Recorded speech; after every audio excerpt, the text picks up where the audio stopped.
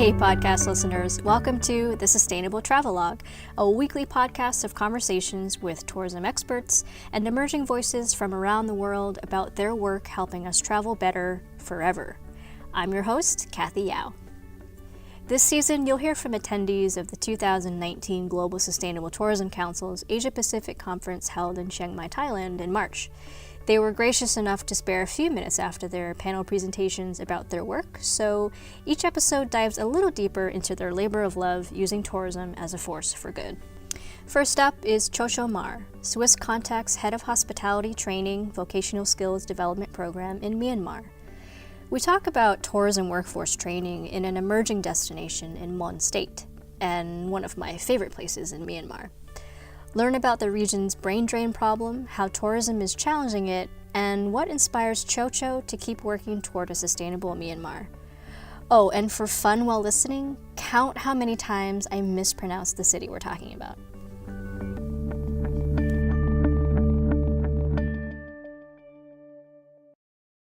I'm really excited to speak with you because, as I just mentioned, Myanmar, I had the honor of visiting twice and once spending a little bit more time to do research. And I was there at the time it was just opening up. Things were really happening, so this is very exciting. Where in Myanmar are you from? It means Myanmar. Which part of Myanmar I live in? Actually, I'm the one from the ethnic group of Western Myanmar, Rakhine. Oh. I'm a Rakhine ethnic, but I was born in Yangon because my parents are working for the military, and since my father moving around everywhere, so I was born in Yangon, but my ethnic group was from the western part of Myanmar. Yeah. Have you traveled back there? Are you able to yes. go and Yeah. I used to travel. I love to travel as well. That's why. So ever since I was born in Yangon, the main city, the capital of Myanmar, but I love to travel around Myanmar as well as to other regions. And sometimes I go back to my parents' native town as well. Yeah. Okay. Great. And I understand that Swisscontact is doing training in Mon State. Yeah. Yes. And I assume Mawlamyine is one of those places. Yes. Mawlamyine is one of our geographic focus as well. So Swisscontact currently are present in the tourism part. We are present in 7 destinations, and also we have another component working for the vocational training for all the hands-on and practical vocational training. We are still present in Mon State, which is the capital is Mawlamyine, and also in Cayenne State and far down south to the Tinintari region. So Mawlamyine is one of the city our focus as well. And how long have you been in Mawlamyine? We started our program in 2014. So up to now we are done with phase 1, first main phase, 4 years project already done, and we are expanding another 4 years until 2022. Oh, okay. And so maybe you can talk about the training program and the progress and how it's going in Mawlamyine compared to, say, Yangon. Is it more challenging, different things that are coming up, easier, or what are you finding? True, Mawlamyine is for my component like a tourism and hospitality sector. So Mawlamyine city itself is an emerging destination. It's not tourism hubs or it's not developed yet. Mawlamyine is still emerging, making them the people to understand and try the tourists to go to Mawlamyine and visit, but still there are a lot of challenges, and even hoteliers and hotel owners to train them or to keep them understand how important is the service quality, to control in-house and training people and building the infrastructures in-house, making the complete organization structure and human resource, everything is quite challenging. And also Mawlamyine is quite closer to the border to Thailand, right? So mainly the youth, especially for their men, they love to go to Thailand and they work there because of a lot of factors that income level and lifestyle and working hours and the benefits are quite different from working here in the country itself. So most of the men are moving to Thailand and they work it there. So in the hotel itself, it's really difficult to find whoever willing to work in the hotels. Is mobilization part is a lot of challenge for us. That you actually reminded me that is something that when I was in that area in Mon State in 2013, I believe, a local woman was taking me around the surrounding areas. I think Pa'o, maybe Pa'o region, and we were going into local villages, and they were more or less empty because so many of the young men, and women too, were working abroad, and that was really problematic. Yes, it was really how to say the drainage. Yes, because the income creation here in house inside Myanmar, it's quite difficult to survive. You as a household leader, man has much more responsibility to feed their families, right? So comparison, because Mawlamyine itself is start opening, everything are not in place yet, business model or any kind of sources make them to move to Thai border or working in Thai. Sometimes the family move, all the families move and they work there. But now we try this. We try to develop the system like the training system for the returnees from other countries to make attractive to come back, try to work here, learn more vocational skills training or entrepreneurship training, build your small business in your village or make your own shop or whatever. We support them to make them attract and come back. So they really are challenging. But if we work together with the private sector, public sector, and the officials or responsible person to make them and welcome back, to build and to support their secure lifestyle here back home, that could work. Yeah, it's also reuniting families too, because we noticed that more of the older family members were left behind.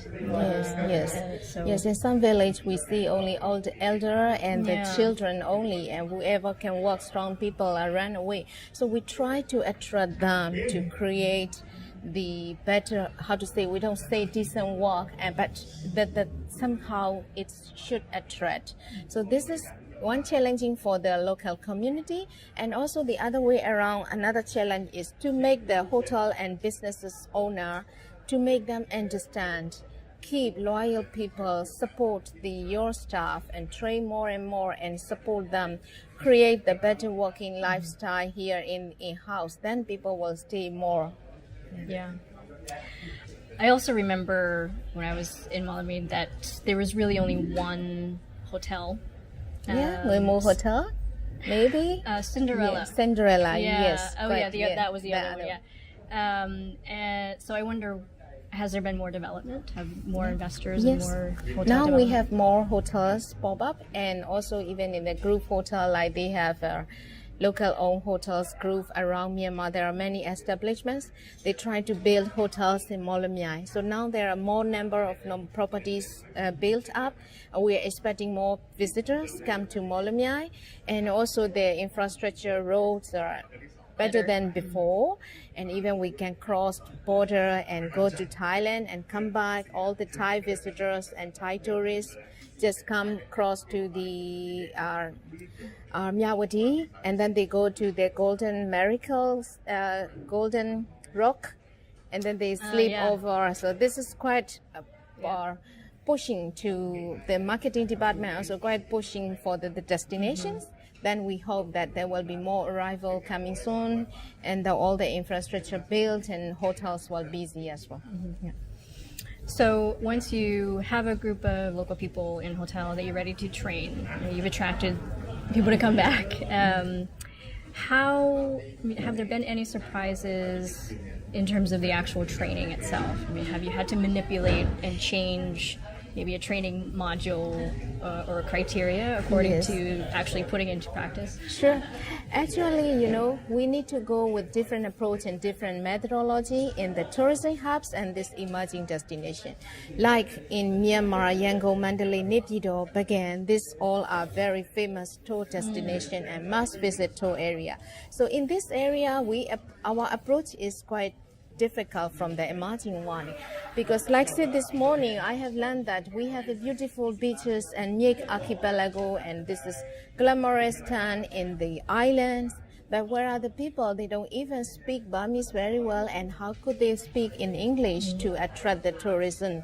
So this kind of approach we have to understand based on the localized approach, and tourism hubs and they're quite standardized and the higher approach in Bagan, Mandalay and Naypyidaw, but in Mawlamyine we need to start from very beginning. So we do rapid market assessment, skill needs, and what is the capacity or what is the level of our people understanding in tourism and what is the level of English. So we adjust our training approach in different locations. So Mawlamyine we start built because they are mostly the local people are working for the hotel. Our program should be fitted with the local requirement, and also some hotels are more or less 3-star hotel. So in 3-star hotel, what could be the best approach to train them? Because they are not like the staff from the Mandalay or Bagan who is already developed and already have a well-trained staff. So we have adjust program and we have to go with a different approach. Maybe there one step more, like a preparatory course for the supervisor, and then only we train supervisory skills training. And then we check, are they okay to accept our training of trainers model, or are they really willing to train them back to their staff? So this kind of approach, we really have to have a training needs analysis, and also we adapt our program. Yeah. And for folks who don't know, your training program is based on a European hospitality approach. Mainly first year 2015 we bring Swissness. So Swiss hospitality we introduce into Myanmar. But actually Swiss hospitality has a quite standard and good reputation, of course, right? But to fit it into really demands in Myanmar, we always have to adapt what is the market demand and what is the requirement. So we adopt it every year based on the feedback from our hoteliers, hotel manager, learners, and we adapt it every year to the best approach. It has to be fitted into Myanmar content. So foundation was based in Swiss hospitality, but we adapted in Myanmar content. Yeah. Can you tell me a little bit about the relationship that you have with, or Swisscontact has with GSTC? All right, Swisscontact Global, we have our office in Zurich, right? So our Swisscontact staff attended the training from GSTC, and also all the trainings, not only they will be involving more in the sustainable practices or assessment to the destination or market destination assessment. Yep. So we have a good collaboration ever since. But for Myanmar, this is the second time collaboration. Once we attended the training by GSTC in 2017, earlier we bring GSTC group into Myanmar, and we introduce with the tourism and hospitality stakeholder and businesses, and we did the forum on sustainability and tourism 2 years continuously, 2007 and 2018, raising awareness. Before that, nobody knows yet what is GSTC is, and what is the collaboration, and how is the sustainable practices. So Swisscontact, we translate all the industry criteria into Myanmar language, and we try to serve as a bridge and to make the government also to lobbying to the government to awareness of these sustainable practices are in place in other country, like Myanmar, like emerging country like Myanmar emerging, and we are in transition time. So how could work these sustainable practices and the criteria?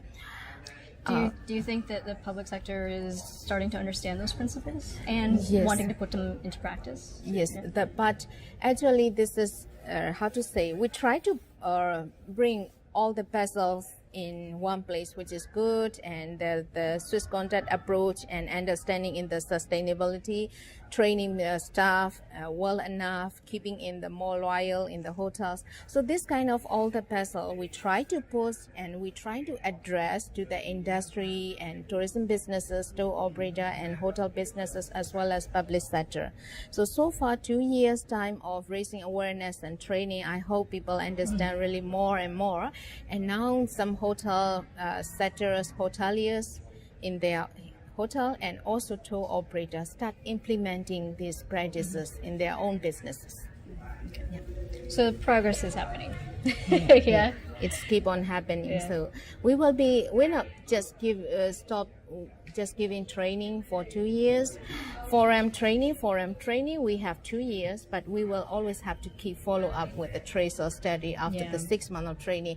Where are you, and what is your practices in your hotel businesses or in your tour company, or maybe are you involving the local businesses, local supplier, employment from the community?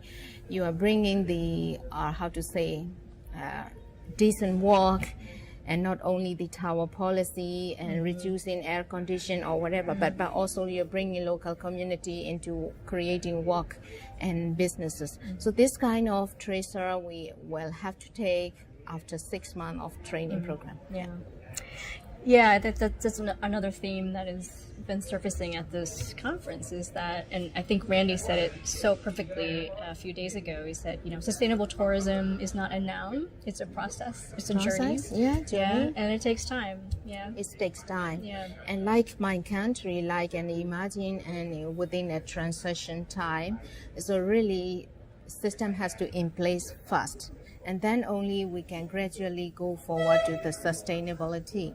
So somehow, like I said in my panel, my presentation, sometimes the understanding from the private sectors or tourism businesses or the hotel owners, they are not used to be hotel owner before. Yeah. They are like they own the construction company or they have any other businesses, side businesses. So suddenly turn into the hotel businesses to make the hotel owner understanding of the how tourism is and how to keep this kind of sustainable practices takes time. Building trust takes a lot of time to make them understand, because on the other way around, training is cost, they see us, but this is cost at the moment, but in longer term, to implementing these practices, sustainable practices, you will understand, you will realize that it is supporting your business opportunities. So this takes time for the owner. So something else that has come up, and I think you said it more or less in your panel, but quality tourism requires quality training, and you can define training however you like. And for me, and speaking about hotels specifically, I often travel alone, and if I stay in a hotel or a guest house and not a homestay, my hotel stay is such an integral part of my entire experience. And I prefer obviously experiential travel and immersive, and I found that talking to, even for 2 minutes, to a staff member in a hotel can change the entire experience for me. True. Yes. It's just this one-on-one communication with someone who is just working at breakfast in the morning, Right, that's true. That's why I told you we have beautiful highlights and beautiful places to visit around in the industry. But your experience with the hotel staff, well, during that, the whole beautiful things that you will forget because you don't receive a quality service from the staff, yeah? So you might feel upset and you will never recommend your colleagues to stay in this hotel. This kind of crucial part, we really are put it into mind that this is really important part, important foundation to train the staff into the skillful labor and the quality of the service. Standard have to be keep high, that standard has to be competitive than other. Why people choose Shangri-La? Why people choose Wyndham or Hilton? Why not they don't want to go the smaller hotel in Mawlamyine? Because they are not compete. They can't compete to this kind of. But anyhow, in itself, in the destination in Mawlamyine, we have those 2 or 3 hotels around.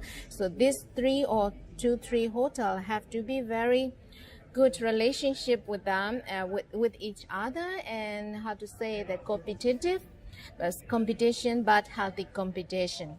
You train staff, you keep and you upgrade and you upskill your staff to make the destination itself is a very competitive. Yeah, that's really crucial for our partners hotel. Especially, we don't train to Shangri-La, we don't train to Marriott, but we always support to their local hotel chain, especially to make the competitive itself to compare with other hotel. Yeah.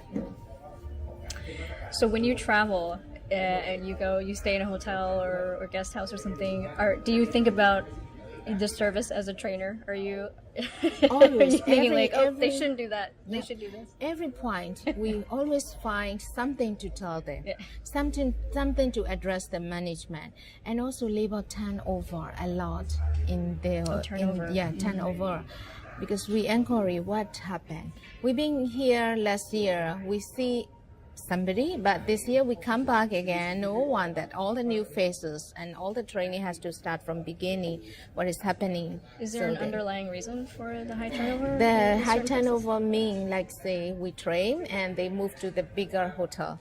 Let's say that's okay. I feel like hotel managers say, I feel like my hotel is like a training center. I train people, but next year they move to nearby hotel. They pay a little bit more dollars to come to hotel. So, but other way around, this which is good. You train them, and that they have competent enough skill, and they can even go to the higher career stuff. So again, you have to train the newcomers in the proper way and the proper skills, yeah.